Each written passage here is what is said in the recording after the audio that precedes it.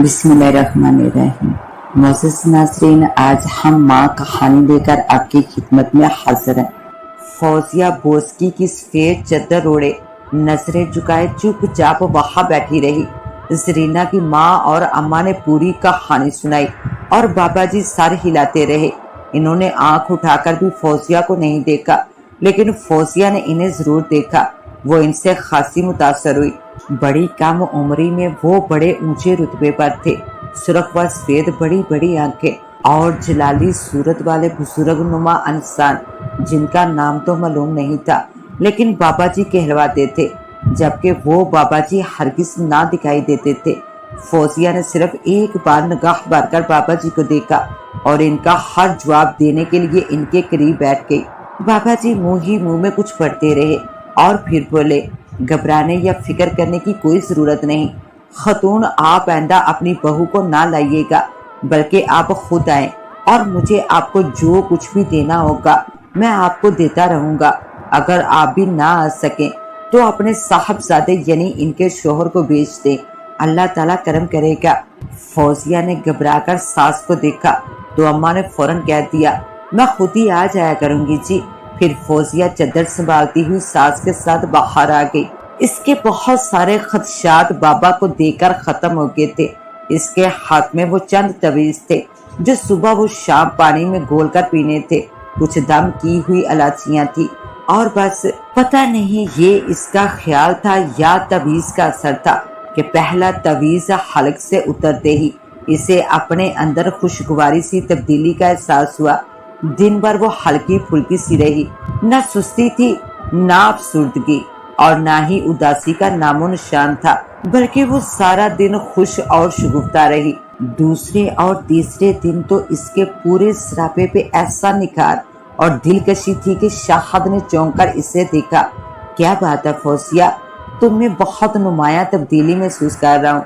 अच्छा, वो शौकी से बोली, आगे आगे देखिए होता है क्या। क्यों, क्या मुझसे कुछ छुपाया जा रहा है? इसने मैंने खेज अंदाज में फौजिया को देखा। शाहद के ख्याल में खुशखबरी हो सकती थी, लेकिन इसके वहमो गुमान में बिना था कि आजकल सास बहू किन चक्रों में पड़ी हुई हैं। 9 चंदी के पहले हफ्ते में बाबा जी ने अम्मा के हाथ पैगाम भेजा कि बहू से जरूरी सवालात करने हैं, लिहाजा इसे एक बार लाना पड़ेगा। फौजिया फिर बिगड़ बैठी। माँ जी, बेशक मुझे कोई इतराज नहीं, लेकिन ना जाने क्यों मेरा ईमान नहीं इन बातों पर।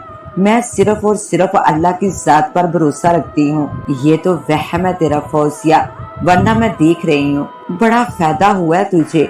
दिनों में तेरे चेहरे पे शदाबी आ गई है। मुझे उम्मीद है फौजिया, अगर तूने मुकम्मल इलाज करवाया तो मौला पाक तेरी गोद जरूर भर देगा। फौजिया चुप की चुप रह गई। सास का इतना बेपनाह इत्मीनान जुटलाना इसे अच्छा ना लगा। जुमेरात को वो अम्मा के हमरा फिर गई। बाबा जी ने जरूरी सवालात पूछकर इसे कहा कि वो अगली जुमेरात को इसके बुत के बराबर दागे पर कुछ पढ़कर दम करेगा, लिहाजा अगली जुमेरात इसे फिर तकलीफ करना पड़ेगी। तकलीफ कैसी हुजूर? हम आंखों के बल चलकर आएंगे। अम्मा जी ने खुश दिली का मुजाहरा किया, लेकिन अगली जुमेरात को वो जाने के लिए वो हरगिज तैयार न थी। वो अम्मा जी, मैंने कहा ना, मैं अल्लाह के सिवा किसी से उम्मीदें वो बस्ता रखना गुनाह समझती हूँ। बेटी, पीर फकीर खुदा तो नहीं होते, मगर खुदा से जुदा भी नहीं होते और कोई ना कोई वसीला होता है। देखो ना बेटी, अगर कहीं कोई मुकदमा फंस गया है तो इसके लिए वकील तो करना ही पड़ता है, ताकि वो अपनी इस काबिलियत और इल्म की बदौलत मुश्किल आसान करवा दे, जो इसके बरसों की मेहनत के बाद हासिल हुई हो। किसी अच्छी चीज के हासिल करने के लिए वसीला बनाना पड़ता है। ये लोग मुद्दों की आबादतों और रियासतों के बाद खुदा से इतने करीब होते हैं कि हमें जो दुआओं का तरीका सलीका नहीं होता, इस तक पहुंचाकर फैज पहुंचाते हैं और इनसे आलम को फैज है। फौजिया का दिल चाहा कि कहे, अम्मा जी, अल्लाह ताला से ज्यादा अपने बंदों को प्यार करने वाला कौन है? माँ 7 दफा प्यार करती है तो वो ज़ात पाक 70 दफा अपनी मोहब्बत की बरसात करता है, और फिर उसने अपने और बंदे के दरमियान राब्ते का वो वसीला बनाया है कि इंसान को कहीं नहीं जाना पड़ता, किसी के घुटने नहीं छूने पड़ते, वो तो शाह रख के करीब है, जब पुकारोगे अपने से करीब पाओगे। और फिर जो दुख मुझे है, जो दाग मेरे सीने पर है, इसकी कसक और दर्द से बिलक कर मैं अपने लिए पूरी सच्चाई से मांगूंगी या मेरी खातर कोई और मांगेगा। इसको क्या पता मैं कौन हूँ। वो तो अपने पास इस दुख में आने वाली सैकड़ों औरतों में से एक समझेगा। इसके लिए तो मेरे दर्द की हकीकत साननी होगी। उसे क्या इल्म कि अपने अपने दुखों की सलीब अपने अपने कंधों पे उठाए। चलने वालों के रास्तों की दुश्वारियां कितनी कठिन होती हैं। क्यों मुझे मेरे ईमान से हटाना चाहती हो? लेकिन वो कुछ ना बोल सकी। लेकिन इसने ये फैसला कर लिया कि वो शाहद को जरूर बताएगी, वो इससे हरगिज नहीं छुपाएगी।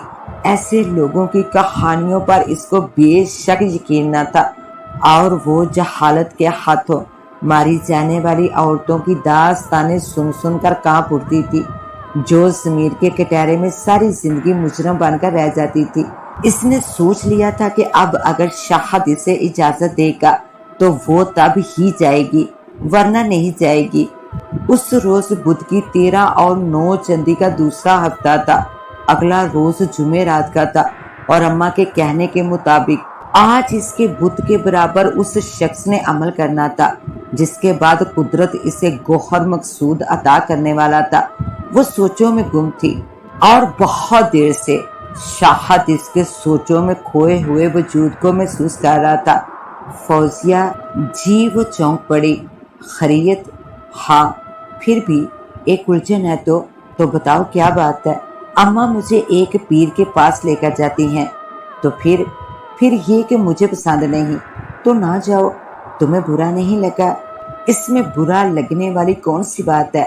वो माँ है मेरी, इन्हें दादी कहलाने का शौक है। इस शौक के हाथों मजबूर होकर अगर वो बहल रही हैं तो क्या मुज़ायका है, लेकिन मुझे अच्छा नहीं लगता। कभी कभी इंसान को अपनी मर्जी के खिलाफ भी कुछ कर लेना पड़ता है। अम्मा की अगर यही ख्वाहिश है तो तुम्हारा क्या जाता है? मान लो इनकी ये मासूम ख्वाहिश। वो ये कहकर हंस दिया। ठीक है, वो सर झुकाकर बोली। फिर अम्मा ने इसे आवाज दी तो वो बगैर कुछ कहे सुने तैयार होकर चल दी। बाबा ने इससे कुछ सवालात किए, लेकिन अम्मा जी की मौजूदगी में वो जवाब ना दे सकी। ठीक है, आप इस कमरे में आ जाइए। एक औरत ने इसे पर्दा हटाकर दूसरे कमरे का रास्ता बताया। बाबा जी ने उसी औरत को एक शफाफ प्याले में तवीज गोल कर दिया, जैसे तवीज घर में पीती रही हो। इसके बाद बाबा इससे सवालात करते रहे और वो जवाब देती रही। जाने कब बाबा ने इसके कद के बराबर धागा नापा, कब तक वो इनके सवालों के जवाब देती रही। इसे कुछ महसूस हो रहा था। इस पर किसी और ही दुनिया के दरवाजे खुल चुके थे। दिमाग में हैरत अंगेजी सी रोशनी के धमाके हो रहे थे। इसके आसपास जैसे हूरें एक गोल मटोल सा बच्चा लिए खड़ी हों और वो बच्चा पाकर खुशी और मुसरत के जज्बात से मगलूब हो चुकी हो। वो बाहर आई तो अम्मा ने हौले से कहा, बहुत देर लगा दी? हाँ माँ जी, देर तो हो गई, वो एक मदहोशी सी आवाज में बोली। बाबा ने अम्मा जी को बताया, आज ये बहुत सोएंगी, घबराना नहीं, अमल का असर होगा। अम्मा इसे लेकर सलाम करके बाहर आ गई। इनकी मुट्ठी में दबे हुए तवीज और वो रंगीन धागा था, लेकिन इसके बाद ना तवीज़ों की जरूरत रही और ना ही धागों की। फौजिया के अंदर होने वाली तब्दीलियों ने खुद ही जाहिर कर दिया कि अम्मा की ख्वाहिश पूरी होने में जितना अरसा दरकार था वो इंतहाई हसीन तैयारियों में गुजारा जा सकता था। फौजिया ने ये सारा वक्त बड़े आराम सुकून से गुजारा, अगरचा इसकी मुसलसल तबीयत गिरी गिरी सी रही। अपने अंदर होने वाली नई और अनोखी तब्दीलियों ने इसे हरासा भी किया, लेकिन जूजू वो मंजिल की तरफ बढ़ती रही। इसके अंदर एक सुकून का उजाला फैलता रहा।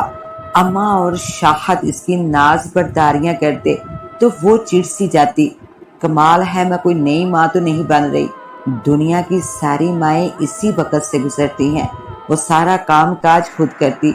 बच्चे के आने की तैयारी में यूं तो इसकी दादी ने जमीन और आसमान एक कर दिए थे, मगर फौजिया ने भी भरपूर तैयारी की। अल्लाह ने फौजिया को इंतहाई खूबसूरत चांद सा बेटा अता किया तो अपने प्रायों में खुशी की लहर दौड़ गई। फौजिया की आंखों में अलग तरह का खुमार था। माँ बनकर वो कायनात को जैसे पा चुकी थी। इसके कदमों तले जन्नत सरक आई थी। माँ जी और शाहद ने इसकी कामयाबी और खुशी के जश्न का एहतमाम करना चाहा तो फौजिया ने सबको रोक दिया। इसकी आंखों से शोले निकल रहे थे। जिसके फैसले ये बच्चा हासिल हुआ, उसका शुक्रिया अदा किए बगैर तो ये जश्न फजूल है। इसका जश्न मैं खुद मनाऊंगी, क्योंकि इसका मुझे पूरा पूरा हक है। इसके पूरे सरापे पर लर्जा तारी था। वो चीख चीख कर कह रही थी, ये बच्चा सिर्फ और सिर्फ मेरा बच्चा है। सुन लिया अम्मा, सिर्फ मेरा बच्चा, इसलिए कि इस बच्चे को मैंने 9 माह कोख में रखा। इसकी पैदाइश के मुश्किल मराहल से गुजरी, और वो मुश्किल तो कुछ भी ना थी। असल मुश्किल तो वो अजियत भरा लम्हा था जो मैंने दुआएं मांग मांग कर गुजारा कि ये बच्चा जिंदा रहे, क्योंकि ये मेरी सास और शोहर की मर्जी से दुनिया में आया है। इसको मेरे अनाड़ीपन के हाथों कोई नुकसान ना पहुंचे। मैं इसे जिंदा रखना चाहती थी ताकि मैं बड़ी अदालत में इसे सबूत के तौर पर पेश कर सकूं। अगर मेरी सास अपने बेटे की 4 शादियां भी कर लेती तो इसको ये बच्चा नहीं मिल सकता था, क्योंकि बांझ मैं नहीं, इसका बेटा था। ये बच्चा मेरे शोहर का नहीं, ये सिर्फ और सिर्फ मेरा बच्चा है।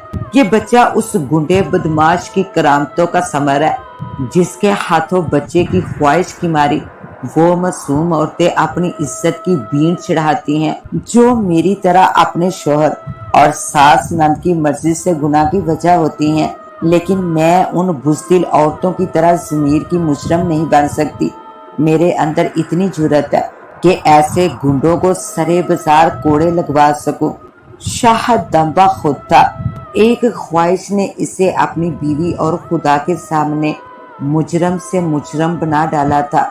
अम्मा और शाहद का सर झुका हुआ जरूर था, लेकिन अपनी नदामतों के सामने नहीं, फौजिया की जुर्तों के सामने, जो सिर्फ और सिर्फ खुदा से मांगना चाहती थी, लेकिन इन्होंने इसे इंसान से मांगने पर मजबूर कर दिया।